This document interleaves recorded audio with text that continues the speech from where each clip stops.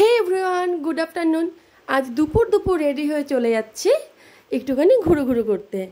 না, দুপুর দুপুর বলতে হ্যাঁ দুপুরটা বললাম কারণ এখন বাজে বিকেল সাড়ে তিনটে চারটে। আর এখন তো ছোটো দিনের বেলা, 3টে বাজা মানে প্রায় দুপুর। আর রেডি হয়ে চলে যাচ্ছি আমার শাশুড়ি মায়ের ভাগনার বাড়িতে, মানে আমার এক ভাসুরের বাড়িতে। ওদের বাড়িতে আজকে নারায়ণ পুজো, বারের পুজো, তাই নিমন্ত্রণ করে গিয়েছিল। যেহেতু এটা ভাদ্র মাসের শেষ শনিবার, আজকে কিন্তু অনেকেই পুজো করেছে।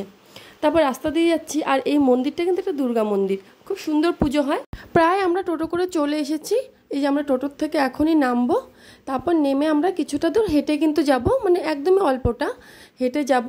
আর ওই যে দূরে দেখতে পাচ্ছেন অ্যাশ কালারের মানে স্কাই কালার বাড়িটা, সেটাই কিন্তু আমার ওই দাদা ভাইদের বাড়ি। আর মিহু তখন থেকে জেদ করছিল যে আমি যাব না, কিন্তু গেলেও আসবে না।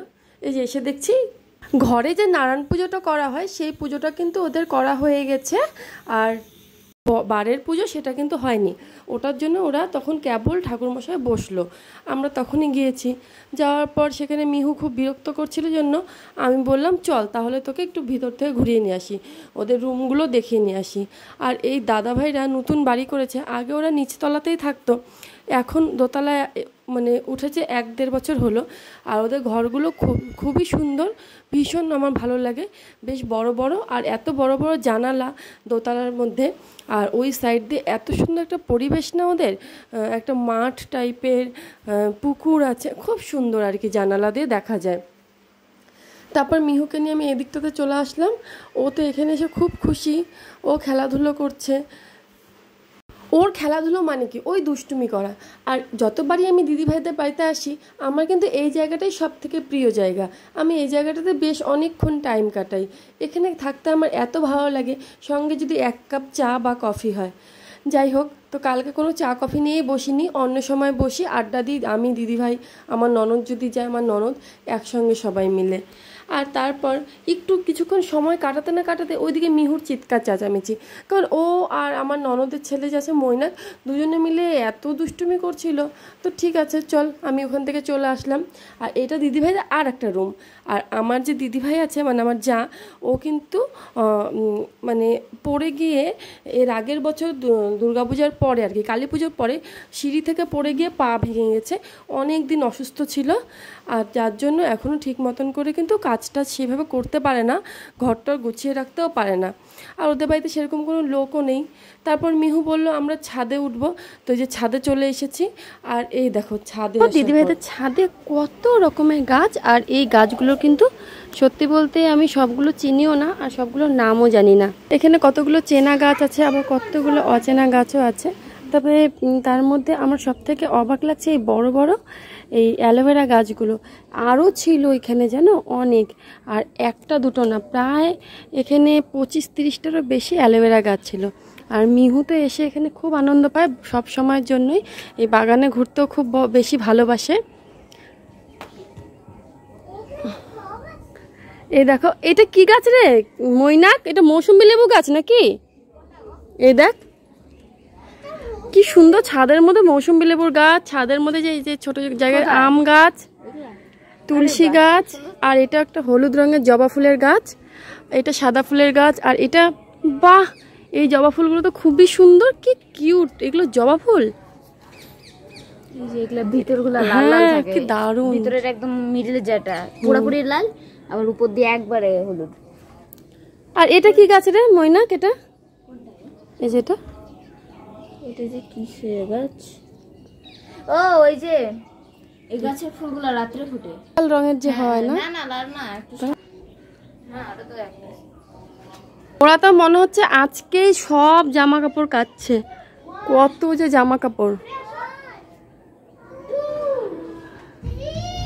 যেই দিকে যাচ্ছে সেই দিকটাতেই জামা কাপড় মেলা, যার জন্য ছাদের ভিডিওটা ঠিক মতন করতেও পারছি না, অনেক জামা কাপড় কেচে দিয়েছে আজকে। এরপর মিহু বলছে ও আর ছাদে নাকি থাকবে না, তা চলো ওর সাথে সাথে এবার নিচে। এই তো আমি করে যাচ্ছি। আর দিদিভাইদের এখানে আসার পর এত ওদের ব্যস্ত, ওরা তো সময় দিতে পারছে না। এই যে পুজো টুজো কমপ্লিট, আমাদেরকে প্রসাদ দিয়ে দিচ্ছে। তো তারপর আমরা প্রসাদ খেয়ে নিয়ে আমি একটু দিদিভাইয়ের সাথে এই বাসন টাসন ধোয়াতে হেল্প করে দিয়েছি। তারপর ঘরে গিয়েছি, ঘরে গিয়ে তারপর নারায়ণ পুজোর প্রসাদ আমরা নিজেরাই বানিয়ে নিজেরাই সবাইকে যারা এসেছিল পাড়া প্রতিবেশী, কারণ দিদিভাইয়ের শরীর ভালো না, দিদিভাইয়ের পাটা ভেঙে গেছে, সেই গল্পটাই কিন্তু আমি এখানে করছিলাম। তারপর এই দিদিভাই একটা ক্লাস করায়, ও একটা টিচার প্লাস একটুখানি পিছিয়ে পড়া বাচ্চাদেরকে ও দিদিভাই ক্লাস করায়। এই দেখো এটা কিন্তু সেই ক্লাসের রুম। হ্যাঁ, আমরা বাড়ি আসার আগে মিহুকে আমি এই রুমে নিয়ে গেলাম, কারণ এখানে যেসব জিনিসগুলো আছে মিহু কেবল শিখছে। এই যে অ আ ক খ, এখানে মানে একটু পিছিয়ে পড়া বেবিরা, মনে করো যাদের একটুখানি প্রবলেম আছে, তারা কিন্তু এই দিদিভাইয়ের কাছে পড়ে। মনে করো 10-12 বছর বয়স হয়ে গেছে, তবুও পড়াশোনার দিকে মানে করতে পারছে না বা একটু অ্যাডনর্মাল, তাদের জন্য কিন্তু এই দিদিভাই টিচার। দিদিভাই সারাদিন প্রচুর ব্যস্ত থাকে। উনি তো সরকারি চাকরি করে, এগুলো ক্লাস করায় প্লাস বাড়িতেও করায়, প্রচুর স্টুডেন্ট আসে। তারপর আমি মিহুকে এগুলো পড়াচ্ছিলাম, দেখো এটা কি এটা কি, এইভাবে এইভাবে। ও তো খুব খুশি এই রুমে এসে। কোনটা কি বলো তো দেখি, বলো দেখি, এটা কি, এটা কি, এটা না হর্স।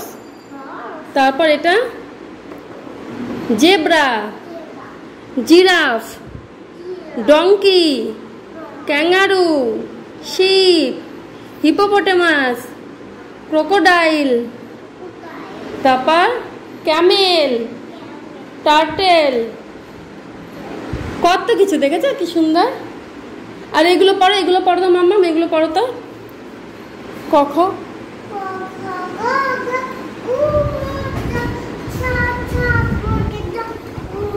এইটা আবার কোন ধরনের গান রে? এইগুলো দিয়ে আবার কি করে গো? এই যে এরপর কিন্তু ঘড়িতে 8টা বেজে গেলো, অনেকটা সময় আমরা ওখানে কাটালাম। তারপর আমরা ভাবলাম না এখন বাড়ি যাওয়া যাক, রাত হয়ে গেছে, এরপর যেতে যেতে দেরি হয়ে যাবে, কারণ আমাদের বাড়ি থেকে তো বেশ অনেকটাই দূর, আধা ঘন্টার মতন লাগে টোটোতে প্রায়। তারপর আমরা রওনা দিয়ে দিলাম। আর মিহু আসার সময় জেদ, ও আর আসবে না, কারণ ও যেখানে যায় সেখান থেকে ও আর বাড়ি আসতে চায় না, আবার বাড়ির থেকে যখন কোথাও যায় ও তখন সেখানে যেতে চায় না।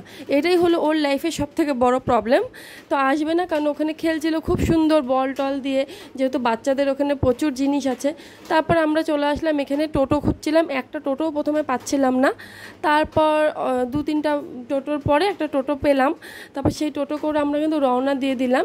আর আজকে আমাদের যদিও আরেকটা জায়গায় নিমন্ত্রণ আছে, আমাদের বাড়ির এখানেই একটা মানে বড় ঠাকুরের মানে বাড়ির মন্দির আছে, তো সেখানেই আজকে পুজো আছে, খিচুড়ি খাওয়ার নিমন্ত্রণ। ওটাই মাকে গল্প করছিলাম, মা তাহলে কি করবা?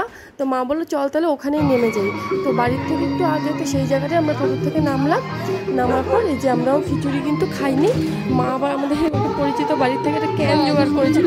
আমরা কিন্তু ওখানে খিচুড়ি বসে খাইনি, কারণ আমাদের পেটটা ভরাই ছিল আগে প্রসাদ খেয়ে, তার জন্য খিচুড়ি নিয়ে বাড়ি চলে আসলাম। আজকে ব্লগটি কেমন লাগলো অবশ্যই একটা কমেন্টে জানাবে। টাটা।